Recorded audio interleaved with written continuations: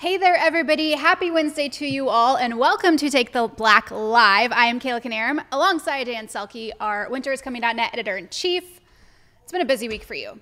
It has. It's been a fun week. That's happening. We are here to talk about all things Game of Thrones, all things A Song of Ice and Fire, go through the news, give our takes, analysis, and interact with you guys. Thanks, everybody, for watching. Hey, David. Hey, Emma. Hey, Julie. Hey, Dan. Hey, Michael Douglas. The Michael Douglas? Michael Douglas. Hey, Renee. Thanks for watching, everybody. Today we have a nice plate of news for you because, as always, things are happening in the Game of Thrones set, and it looks like things are starting to wind down. And we have a question. The main question for you today is, how far is the Game of Thrones production willing to go to fool us into thinking that things are happening that aren't happening? Pretty far. You think? They're tricksy. They're tricksy over there. If you're flying characters in to purposely throw us off, that's taking it far, yes? I think it's beautiful, though. Anyway, let's talk about what's happening. So, by the way, hello from Orlando, Kathleen. You'll be in Florida pretty quick. I will. I'll be in Florida next week. You'll be gone next week. I will. But we will soldier on without you somehow. Okay. In Florida. Anyway, the big news this week is still what's happening in Seville, Spain, where they are filming scenes at the nearby ruins of Italica, which is the dragon pit, which is where they all met last season. And everyone's turning up in Seville, the city itself, to the point where it's gotten really conspicuous. Like, again, this is a cast of a TV show notorious for keeping things under wraps. And suddenly everyone's walking around Seville, taking pictures of themselves and signing things with fans. Selfies with fans. Which is cute. It's very cute. It's very nice. I'm jealous. Of the fans or of the stars? Of the fans. Gotcha. Getting pictures with the stars. Me too. It'd be fun. That would be great for IG. Instagram. Yes. Okay, great. Bump up those likes. But the point is there are a lot of them in Seville. I'm going to read off a list of who's gathered in the same city, which means they could be in the same scene, but probably not because of reasons. Okay, we got Kit Harington. We got Isaac Hempstead Wright, which is Bran. Sophie Turner, Sansa. Maisie Williams, Arya. Liam Cunningham, Davos Seaworth. Conleth Hill, Varys. Jacob Anderson, Grey Worm. Gemma Whelan, Yara Greyjoy. John Bradley, Sam Tarley. Lena Headey, who plays Cersei. Peter Dinklage, who plays Tyrion. Ran out of fingers. Nikolai Coster-Waldau, who plays Jaime. Gwendolyn Christie, who plays Brienne. Joe Dempsey, who plays Gendry. Vladimir Furtick, who plays the Night King. Lino Facioli, who plays Robin Arryn. Tom Walaschaha, who plays Jaqen Hagar. Faye Marsay, who plays the Waif. I've had practice. And finally, showrunners Steve Benioff and Dan Weiss. All of these guys have been sighted in Seville, milling around, being conspicuous. And the question, we have a picture of them, I think, like a lot of them attended a soccer match between Real Madrid CF and Seville FC. You a soccer fan, Kaylin? I enjoy it. I don't really keep up with it. Yeah, check them out. See, everybody gathered. Again, it's fun. Like a lot of them all standing there. Cast field trip. It's totally a cast field trip. But the question is this happening because they're all really here to film stuff? Look at Peter. I love him. Why? Because he's not smiling? Is he wearing a do-rag? Either that or a cap. I can't see from over here. And a, or child-sized Beatles t-shirt. Shirt? I'm not really sure what's going on there, but I just love him. Is Peter Dinklage wearing a do-rag? Weigh in. We'd love to hear your thoughts. And hello from Mexico, says Jocelyn. Hello from Dairy City, says Catherine. I'm not sure what it is. But the point is they're all there together at a soccer match being conspicuous. And the question is, are they really here to film something, or are some of them here to film something and some of them are just here to, I don't know, attend a rap party as plants just for fun? Oh, a rap party. That's possible. Who's not there? Okay, that's a good question. Who isn't? Well, first let's get through, before we get to that, the reason I think some of them are plants. Okay, yes. Okay, so some of the folks showing up here are weird. Like, it makes no sense that they're near a filming location, such as German actor Tom Walaschaha, who plays Jaqen Hagar, who, is famously talks in the third person, is the faceless man, taught Arya. Last we saw him, Arya was leaving the House of Black and White in season 6. We haven't seen him since. Even he's out there posting really obvious selfies with fans on the streets. There he is right there, looking good, leaning back. Not the best angle, but it's the thought that counts. That is a picture I would delete. I mean, but, it's for the fans. It's for the fans. So as long as you're comfortable with yourself. But yeah, he's out there and just I don't see Jack and Hagar coming back for season 8. It makes little sense, much less. And typically when these stars are in town, they're trying to lay low, yes? Oh, yeah. Like these, this is the same production that tried to keep a secret that Kit Harington was even in season 6 because he died at the end of the last one. And they were trying to keep it under wraps. And now everyone's just out there being all, hippity-hoppity, lovey-dovey with the fans. I made up those words. But the point is that they're out there being conspicuous. Could it be because it's the final season? They're kind of like, what the heck? It could. I mean, it could just, what are you going to do at this point? It feels orchestrated to me, though. Do it for the fans. I mean, they haven't been doing this the rest of the season. We've had to sneak stray photos of them ducking around corners like usual. Right. And now they're out there. So I think some of them are here just to throw fans off. Jack and Hagar being one of them. It's really kind of a tip. Like, why would we even bother? And Faye Marseille, who plays the waif, who was the girl Arya kills in season 6, even more of a giveaway because she is kind of a minor character. I don't know why she'd be back. But wait, she's back? She's in Seville. Remember her? But didn't she die? Oh, she definitely died. Arya peeled off her face, put it on a wall. That confirms, and then, left. That's what I thought. So why is she there? Exactly. To throw us off. This is the same show that would write fake scripts, right? I mean, that was some in case hearsay, they were photographed. Yes. Game of Thrones, the point is it does a lot to obscure So the fact that they're things. flying in characters to just mess with us wouldn't really surprise me. It wouldn't surprise me at all either. Although I will say one of the arguments against for the waif is that Arya, she can swap faces now. Maybe she's just wearing the face and they need the actor for that. Even more creepy. But I doubt it. But who knows? What do you guys think? Do you think we're being punked here? Is Game of Thrones pulling a fast one on us? I wouldn't be surprised. And Renee just says we might see everybody coming back from the last season. Why not? I'm with Renee. Because they're dead, Renee. Because they can't come back. Okay, but with that whole scenario, is it possible to come back from the dead?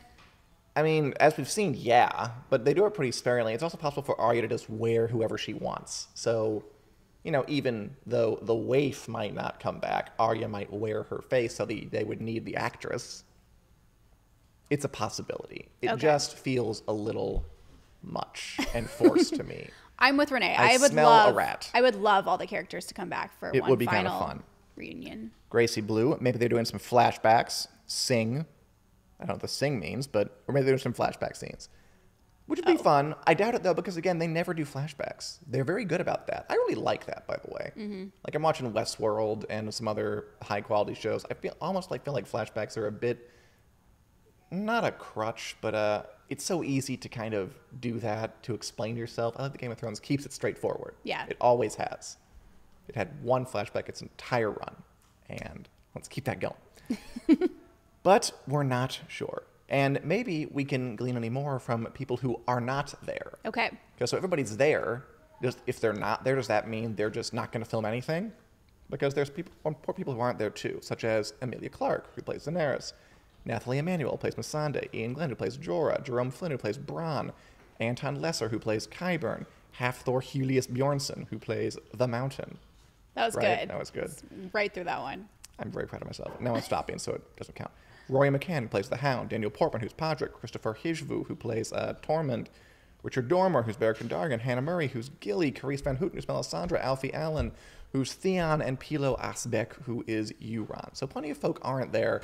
Are we to think that they don't make it this far into the season, or that they're just... Did the characters die? Most of those characters are ones that are kind of always on the run. They're not really ever set at one place, I feel like. Yeah. I don't know what that means, but just an observation. I can hear you. I mean, the other thing is we don't know what they're filming here. I've talked about maybe it's the final scene of the series. It's possible. But, I mean, just because an actor isn't in the city doesn't mean their character can't survive and just, be doing other things during that final part. Game of Thrones is a show where it follows all kinds of different threads all over the place. Or what if they're in town and just haven't been photographed? That's true. Gemma Whelan kept a very low profile because she had her kids in town, didn't want to get swarmed. Okay. But we saw her anyway. Who knows who else we were missing? Anyway, that's where we stand on that. What an intriguing... Kathleen thinks they're probably punking us. I agree, I would say. Deirdre thinks it might be for flashbacks of where Draken will help Arya in the endgame. That'd be fun. I would like that. And Megan points out it's true. The waif's face is on the wall, so it could be used by a faceless man. It's possible. I just can't see them bringing the faceless man into it this late in the game. But never say never on a show that involves dragons and zombies and et cetera and et cetera. And he kind of gave me the heebie-jeebies, so I wouldn't be surprised if he just showed back up one day to freak Arya out. It's possible. He was a kind of benevolent gentleman in the end, though. Yeah. He helped Arya become the murderer she is today. He looked out for her at the beginning, but then in the middle, things got weird. Things that get weird. But, I mean, it's the life is weird sometimes. Anyway, one person we are a little more clear on, although still not entirely, is Sophie Turner, who plays Sansa Stark, has since the beginning. My girl. My girl, too. Gotta love Sophie Turner. Put out an enigmatic tweet that kind of reads... I'll just read it and I'll let you all decide. What do you make of this? From Sophie Turner. Yesterday she posted this. Wow, my heart is broken and full all at once. Heart emoji. A beautiful, sad, bittersweet day. Now, I read that, Kayla, and I hear I finished filming Game of Thrones. Does that make sense to you? I hear I finished filming and they just killed me off. Do you really? Okay. Well, I want... I'm trying not to panic. Me too. We both love her. I want her to be one of the last ones standing. I'd like that too. And this tweet just really bothered me. I mean, I don't think we need to go that far. I think, you know, it's happened every season. Some people finish their filming earlier than others because, you know, they don't film things in order. There's no need to do that. And it looks like a lot of the rest of what they'll do is going to involve that big old King's Landing set, which will involve a lot of action stuff. Okay. Sansa not really someone for action scenes, so she wouldn't probably be needed for that.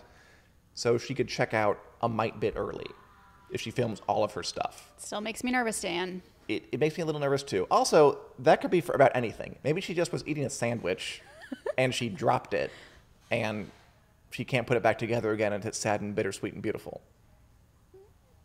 It could happen. I don't know why I look at me incredulously. What do you all think? Is she sad that filming is over, or is she sad because they also killed her character off? I don't. That can't happen. I don't want to think they did. Brittany thinks that I'm scared of what the results will be, which, yeah. Steph Dapp, why would Sansa have to die? It's the last season. They're all doing filming at some point. I agree, Steph. Yep, agreed. Good glass half full interpretation there. And Emma just says lol. Hopefully it's something we did. LOL? Yeah. Oh. Is that how you say it? LOL? Oh, lol? Lol? I've never heard anyone say that. Never? No. I just always say LOL. Oh, wow. Okay. Maybe I'm behind the times. LOL is at Dan. LOL's at Dan. I mean, okay. And we'll leave that there. I don't think it means anything, but it's open to your interpretation. Please live. Long live Sophie. Long live Sansa Stark. Sansa Stark. I mean, Sophie Turner will be fine, for sure. Yeah. She's marrying Joe Jonas. She's okay. She's an X-Men, Dark Phoenix, whatever. Like later this year, I think. That'll be good. Good for all of these people, really. Speaking of people who aren't at Seville, Emilia Clarke, really quick, is not there, which is the most prominent absence, right? Has to be. I mean... Did you say Cersei in the first one? I did, yeah. She's around. Okay. Because at first she wasn't, but then she showed up. And she showed up. Okay. A lot of them weren't there at first, but then they got around there. Kit Harington, too, wasn't there at first. Emilia Clarke isn't there, and really, even... going with their fooling us hypothesis, it would have been hard to get her to come in because she is currently busy promoting maybe one of the biggest movies of the summer, Solo, a Star Wars story. I say one of because, I mean, God, after that Avengers... Did you see the Avengers movie? No. It broke, like, every box office record imaginable. It's ridiculous. So I should see it? Oh, I don't know about that, if you like to. The point is, she is also in a huge blockbuster, and she's touring the, world promoting it. I thought we'd take a really brief moment to look at the clothes she wore at the premieres in LA and then at the Cannes Film Festival. Ah, look at that. Good, right? Girlfriend knows how to work a red carpet. She really does. She was at the Met. We talked about that last week. She never has a bad red carpet look. The blonde hair suits it, I think. Yeah. And then at the con, she wore this purple getup, which apparently That is beautiful. Look at that whole... Hats off to her stylist. Very royal wedding-ish. Actually, I don't know if it's true or not. Is it? That's a little maybe over the top for a wedding, but maybe not the royal wedding. It's true. So this one, where is she in the purple? Con. Okay. Like right now. Apparently that took 250 hours to make. I believe that. Do you really? Well, that's just looks like a bunch of tulle. Tulle is like that bunchy, silky It's like stuff, that, right? yeah. Kind of, it's like almost meshy-ish feeling. All my ballet tutus were made out of it. Oh, fun. Anything beaded, I feel like would take that long, but who knows? Beautiful. Real quick, Steph I'm not a Dapp, stylist. I don't know. Yeah, I mean, but she looks great. Fashion designer. And she's not in Seville, but I don't think that means anything necessarily. Steph Dapp, by the way, says, "You didn't see Infinity War? I don't trust if your opinion on anything ever. Haha." Whoa. LOL. But Well, okay then. Yeah, you know me. I'm very open on the show about how the sci-fi stuff. I'm just kind of not like your gig. Not my thing. Sorry. For me. Anyway, I speaking know most of Game of Thrones fans do sci-fi like that stuff. Yeah, it dovetails. Well, again, we've always talked about it's the nice thing about Game of Thrones that it sort of has a way of reaching across to pull people who aren't into this normally. It's one of the ways it's been a success, I think. Yes. Anyway, speaking about... It's on my list. It's on your list? To watch? Should I just say that?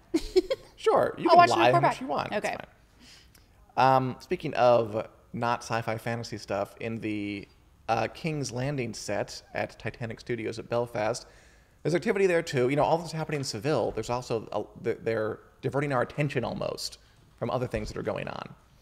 Basically, I put up a picture here of a before and after picture of these two stout towers they built in front of the giant King's Landing set they built at Belfast before last Friday and then after last Friday. So it's before. Before. Look, how nice. Very nice. And then... and it's gone. Bam. Look at that. How fun. I just can't imagine. I can't imagine shooting the show. Like how much it takes to put into just this. the organization. Yeah. That it takes. And it's like once you blow something up, like you have to be pretty sure because. Oh yeah. You have to not really going to put that back together. Well, unless you have to. I mean, they built it all in like a period of like 4 months. They can build it again if they need to. But no, I imagine they shot whatever they needed in front of the finished towers and then blew them up, and now they'll shoot whatever they need to in front of the ruined ones. The point is, stuff's going down. I mean, they also lit a giant fire in front of a green screen, and they're serious. The destruction of King's Landing is imminent. And we think this is fire by dragons. I mean, look, what else could possibly do that? Yeah. 2 towers, they're made of stone, they're fine, and then the next shot, they're ruined on the ground. It's got to be dragons. Dead or alive? I don't know. That is, as ever, the question. Oh, there you go. Emma has not seen Infinity War. You and me both. You and me both, Emma. And Steph says you're sweet when you lie to us. LOL. Is that a new joke? Well, no, she said LOL. haha. No, like but putting the LOL, yeah. Yeah. I was honest. I said I don't really get into that, but... Yeah, fine. Be honest. I mean, I liked Wonder Woman. Oh, you saw Wonder Woman? Yeah. Cool. Anyway, definitely that's what's happening, and we'll just have to stay tuned for more. Good stuff, Dan. I think so. Okay, any other closing thoughts before we bring in Mr. Josh Hill for A Song of Ice and Fire? A Song of Dan and Josh, rather. I'll miss you guys next week. Have fun. Yes, thank you very much, Kayla. Thanks, Dan. And now, we're going to go on to the second part of our program, A Song of Dan and Josh, the show where fans-headed editor Josh Hill and I read through chapters of A Song of Ice and Fire and discuss them, analyze them, see what we can pull out. Oh, yeah. I've read the books multiple times. Josh Hill's never read the books. It's a fun dynamic. It is. Josh Hill, it is your birthday today. It is my birthday today. Hello, everybody. Good to be here again. So, made it another year. So. Happy birthday. You did. We didn't think you would. Somehow you did. I have to live now because I need to find out where this book goes. That's You've a good got point. me invested. And so. then that could take you into like your 90s. Well, yeah, right. So. All right. Let's get right into it, Josh. Today we read a couple of chapters. I wrote like 2 pages of notes here. I may have gone overboard. We got Sansa 3 and Eddard 12. Ned, yep. Now, I wrote so much for the Sansa chapter, I think, just because it's such a different flavor of chapter. By the way, we're still on A Game of Thrones, the first book in the series. We're reading them chapter by chapter. So if you don't watch us come back in 3 years, we'll be on like Dance with Dragons. I think the reason, and you're getting happy birthday wishes from Karen, from Gracie, from Brittany, from Ashley. Thanks, Karen, Gracie. Oh, from Emma. Everyone is wishing you a happy birthday. All right. Renee. Anyway, the reason I think I like, or I'm so interested in the Sansa chapters is because they feel so different than a lot of the other chapters to me. Yeah. Just because I kind of wrote about it here. Like, a lot of the characters, they're older and they're just more serious-minded. Like, Ned's chapters are all about, the gravity of the situation and having to make these hard decisions. Catelyn's are very much the same. Even Tyrion, who's older, is still in these life and death situations, being captured by Catelyn, trial by combat, all this stuff. And then you get a Sansa chapter, and like her thoughts are just, Loras is so handsome. Yeah. Why isn't Ned sending him to go do it? I stan Loras so hard. Yeah. I'm just gonna read this one excerpt because it's such a great little tween-age train of thought. I think. Yeah. She's talking about how she doesn't like how Ned sent Beric Dondarrion to bring the Mountain to justice instead of Sir Loras. Sir Gregor, the Mountain, was the monster, and Sir Loras the true hero who would slay him. He even looked a true hero, so slim and beautiful, with golden roses about his slender waist and his rich brown hair tumbling down into his eyes. Beric Dondarrion was handsome enough, but he was awfully old, almost 22. The Knight of Flowers would have been much better. So what do you think of that? Do you enjoy kind of the tone shift we get in these Sansa chapters? It was interesting, that's for sure.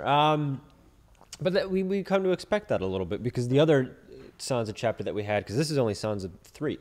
Yeah, so the other one hasn't was been the hugely highlighted. infamous, the chopping off of the horse's head and all that kind of stuff. Yeah. And that was, we kind of had the same thoughts for that chapter too, where it felt removed from the way that the other chapters are moving a little bit, just because it was from Sansa's perspective, and it was from this perspective of someone who is trying to live this high life and is trying to fit in, and at her heart is a teenage girl. So it's not teenage girl. I think it's like 13. I guess a teenager. Is he 12? I forget. Somewhere around there. But it's very, do get a little bit of a Degrassi feel, I guess, with a little bit of it. So, which I think is intended, because you can't have all of these chapters be these grim, dark adult chapters when you have a tweenage girl, or however we want to go here, inside of here. And it also helps give us another perspective, because juxtaposed against all of these other big issues in these chapters, like Tyrion and Bronn and the fighting Ned the champion and and Ned and all this kind of stuff. The biggest issue in this is she's bickering with Arya for most of the chapter. So that to me is kind of like boils it down to these big, real problems that are happening with Westeros. And then we have Sansa's chapter where it's like, why is Loras is too attractive to not go out and to not have the important mission, like that's what you base your decisions on. Yeah, how hot he is. And then arguing with Arya, but then in all of it, it comes out of this revelation for Ned about Joffrey. Yeah, it actually goes somewhere. Yeah, so it's not just stupid George R.R. Martin making some commentary on something. It actually advances the plot. So I like that. Yeah, I'd almost forgotten that. I'd almost like not even I stopped expecting it to go somewhere plot wise until the very end. Yeah. When Sansa is arguing with Arya back and forth, and she basically they're talking about how little Joffrey looks like Robert, which gives Ned the light bulb of they don't look alike. Incest. So he leads him to the Cersei Jaime incest thing. Yeah. Which is clever. Yeah. Although it's again, it kind of shows that Sansa at least is. I mean, again, it goes completely over her head. She has no idea that she was coming at it from the bulb. perspective of like, he's different, he's not the same, he's not some old fat drunk. And I'm just going to read like, her bit about Joffrey too, because it comes into our discussion, I think. This is Sansa Stark about Joffrey Baratheon. I love him, father. I truly, truly do. Two trulies. I love him as much as Queen Nerys loved Prince Aemon the Dragonite, as much as Jonqua loves Sir Florian. I want to be his queen and have his babies. So she's tweening out so hard over this cute boy, who everyone else has figured out is a kind of a jackass at this point. And it's really great that she's off in her own world, but what she's saying is kind of important to the wider plot that we're exploring here. Yeah, she's got the old love goggles on. So, but yeah, that was, I liked how she was coming at it from that perspective. And Ned, it kind of tied it all back, because this chapter was, how the one Catelyn chapter, half of it was the fever dream, and then she comes out of it. This was kind of a little bit like that, whereas like most of the chapter is Sansa and Arya in this kind of world removed from the problems that we've had to deal with. A kid world. Yeah. Like they're not making these decisions. And then right at the end, it sneaks back into, okay, this all ties back into the real world problem. So, and things, quote unquote, hit the fan. So, Ned putting it all together at the end. And then we jump right into the Ned chapter, which I liked that too. Yeah, we'll get to that. One second. By the way, Karen says, what do we think of how Sansa dreams of Lady, which she does? All the Stark children dream of the wolves. They are all warped, which is true. Occasionally, Sansa will have... I'm not sure she had it much. Flashes of... She mentions her wolf that died. Yeah. It's important to her. All the Stark children are very tied to their dire wolves. Let me get into that at a bit of a later date and the metaphysical implications. I want to ask you one more question about Sansa before we move on. So a lot of fans don't really like her in this part of her series, at least. And some kind of carry that over. And it's based on just her being a lot. Like, we just read her love of Joffrey, the fact that she doesn't, she brings like it all back to stories. She's like a child raised on Disney Channel original movies who like is shocked when life doesn't measure up to them. Yeah. Like she has this bit where she says like, oh, in the stories, the Night's Watchmen were all grand, but this guy had a crook back and hideous. Yeah. And, like he might have lice. Lice, Josh, lice. It's disgusting. And she yells that she hates Arya when she's in her in private, and she kind of lords it over. Like, you won't dare when I'm married to Joffrey, you'll have to bow and call me your grace. Like, kind of acting very haughty. Yeah. And again, the Joffrey stuff. So I guess my question to you is, does Sansa deserve antipathy for acting a bit bratty at this point, or should we look at her and just say, look, teenager's gonna teenage? I looked at it as teenagers just going to teenage. I do too. So you can't really hold it against her. And if anything, it helps her character arc as we get further on into the story, where it's like now we're at a point in the show where she's stepping up and could possibly be somebody that we're talking about sitting on the Iron Throne, perhaps, if everybody else gets killed off. And she's definitely in charge-ish in the North at the moment, so on the show. And that's a stark contrast to this. Totally. Which happened on the show. And so I really like that that's her arc, where she starts as this kind of, fresh out of college, wide-eyed look, and then she gets real hardened by the world of Westeros. Durgy says that the word we're looking for is high maintenance. High maintenance. Which, sure, I'll accept it. All right. Yeah, I completely agree with you. Yeah. That it makes for a great arc. She does start out naive. She does start out a little bit clueless. Her priorities are very different than other people's. And it shifts, and a lot of that's through suffering. Like that's how Martin changes a lot of his characters.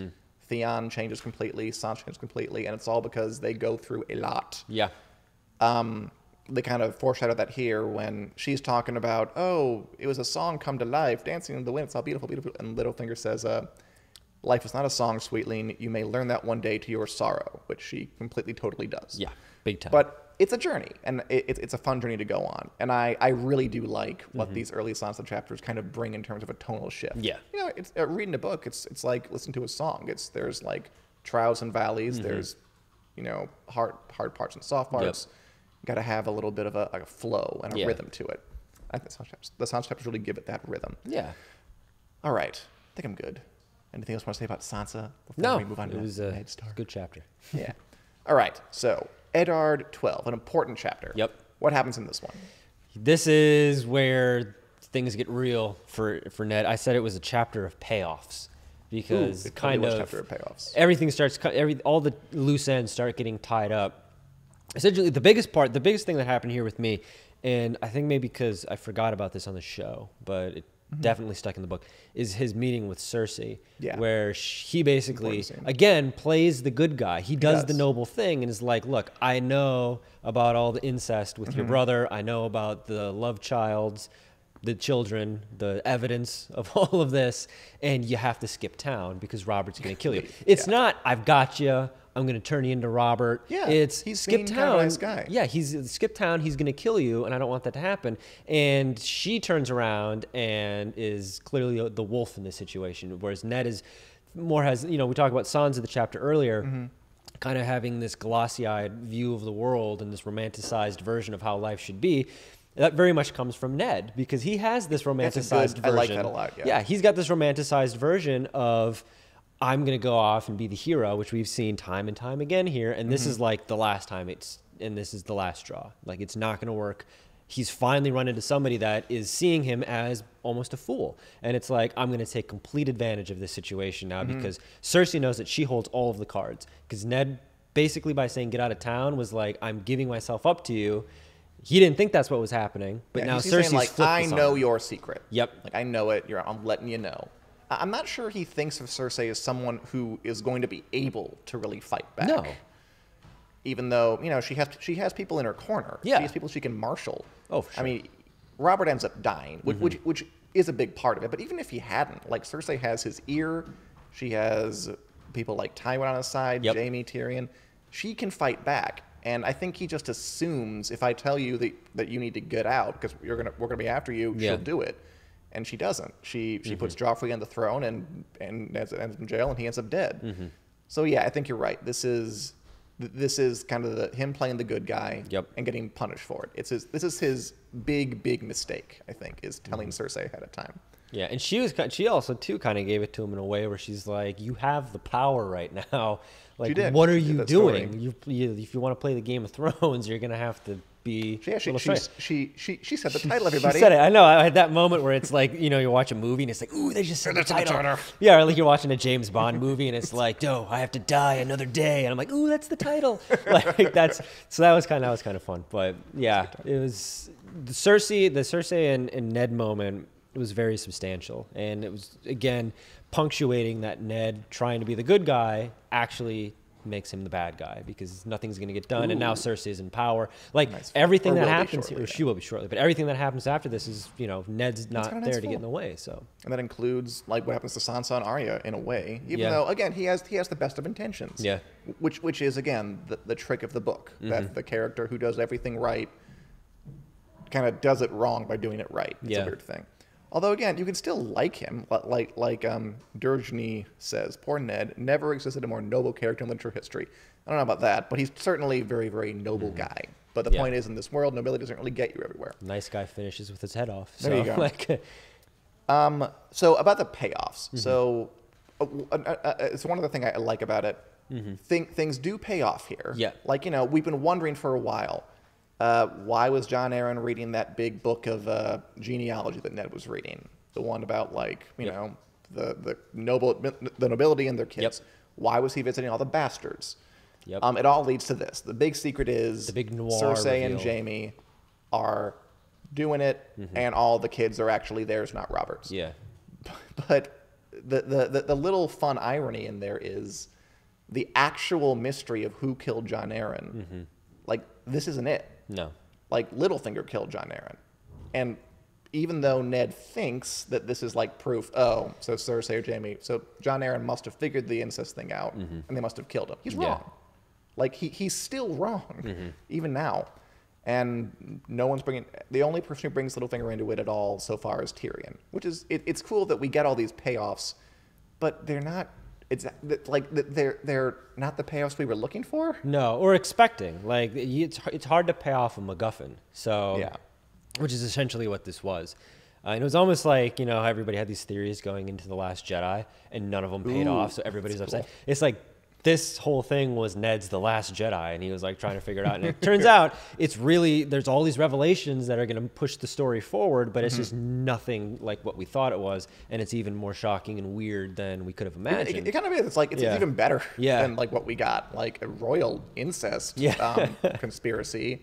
The kids are all inbred and crazy. That's awesome. And it was such like a noir, because we've talked about how this is like Ned's is like chapters are like an old noir film or a noir little bit pulpy book. It's kind of Chinatown here. Yeah, it was like Chinatown. I was like, oh wow, this is, you know, everything's paying off here. The detective's finding everything out right at the last moment, and it's a little too late for things. So, but yeah, it was. I enjoyed this chapter a lot for what it was. It was meaty and tense. The last question I have for you about this chapter is about Cersei herself. Yeah. So Cersei, I think you can call her a villain. I mean, she's certainly done villainous things. Yes. I do think she exists in that kind of middle. Like she's not a Joffrey or a Ramsay, where it's there's nothing sympathetic about her at all. She loves her kids. We know that. And that's my question for you is: do you consider her a villain here? Because she's done bad things, and let's try to leave out she will blow up a church later in the series. She hasn't done that yet. Up to this point. Yeah, So she's deceived the king. Yep. Obviously, told him, hey, these kids are yours. They're Yeah. not. Cheated on him with her brother for years. Yeah.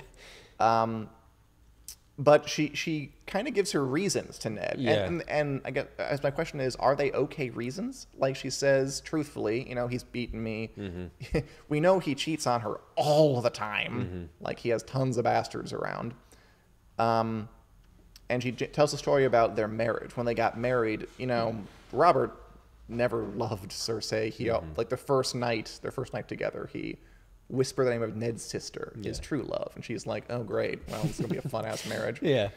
So, do you think? Do you have any sympathy for Cersei's situation? Empathy a little bit, yeah. There you go, because yeah. it's like you can't justify the ends to the means here, but it's like to a point you can understand how Cersei was approaching this, because she was the battered housewife. She was this person who was in a loveless relationship, in an abusive relationship. So you can see where she was coming from with where her actions went. Right. The thing what George R.R. Martin did was take it to the extreme. So you are kind of in that gray area where she's not an anti-hero, but she's also not a villain. So it's like whatever exists between those two planes. Make a new word for it. It's his job. He wrote the book. He's a writer. I was expecting him to do that. So I empathy more than sympathy, I think, for Cersei. I take your meaning. I like that. All right. Well, these were some juicy chapters, some good stuff. And I think the import will keep going. The next chapter is a big one, too. The next Daenerys chapter, I think we'll just read that one for next week because it's pretty important. And then we'll pick up from there. Have any other thoughts, Josh? No. On this, the day of your birth? I'm happy I could spend my birthday with all of you and with you, Dan, reading Game of Thrones. It was... Me too. There you go. And we'll spend more time with Josh, more time talking about Game of Thrones news, Song of Ice and Fire analysis. Next week, Wednesday at 4 p.m. here on the Winter's Point Facebook page. Thanks, everybody, for watching, and we'll see you next week. Have a good one.